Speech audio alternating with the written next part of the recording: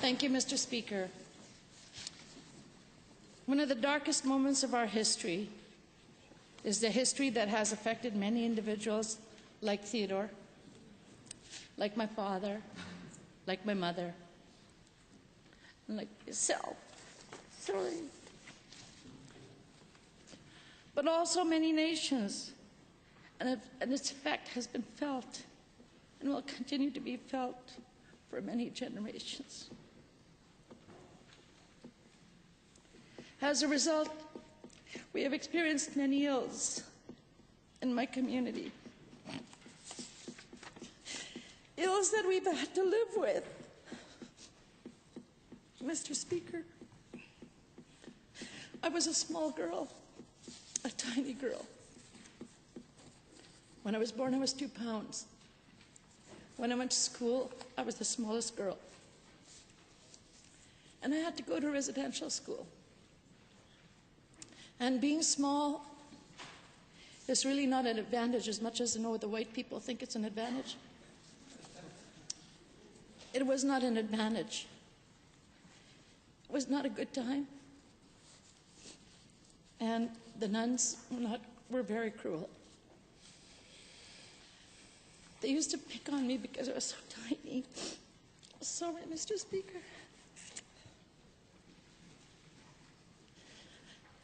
And there were many times that I was hit by a ruler. And it was always across the back. And I do have scars for that. But I did get through it.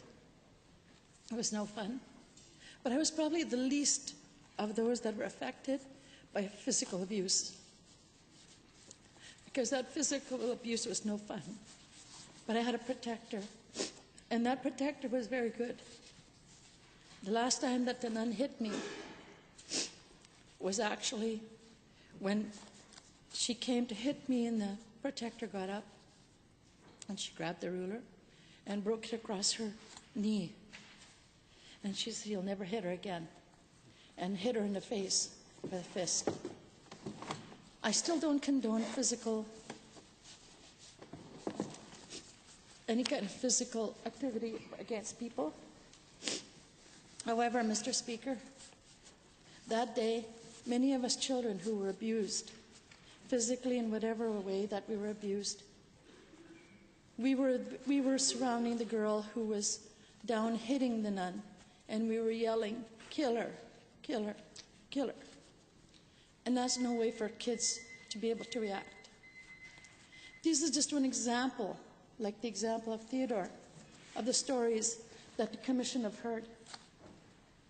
Mine is not as bad as some of the others, like my father or my mother. They experienced that physical and sexual behavior that I believe was so wrong to do with children. I don't care who you are. I don't care what color you are. And that kind of physical therapy, as they used to call it, didn't help us. It created a lot of problems in our community and in my community. Mr. Speaker, I commend the commissioners in the work that they have done. I commend them for being able to be so strong to listen to our stories. There are stories. As the onion was peeled from some of the people's souls, you got to the inner core of that individual. And that's the only way that we can heal, is by making sure people know and understand the kind of things we've gone through. So thank you to the commissioners. Thank you for the Government of Canada for establishing this commission. But I encourage them to also make sure they can release some of those files so that we can continue to heal in our journey of healing. So what is it to reconcile? What are we reconciling? Are we reconciling the harm? Are we reconciling the fact that we have broken people? Are we reconciling the fact that we have so much things to do that affects us today in the policy decisions we make, whether it's in children's services, with all the children, or whether it's in the jails? with all the people who are in there? What is it that we need to do? It's just the beginning, Mr. Speaker. It's not the end.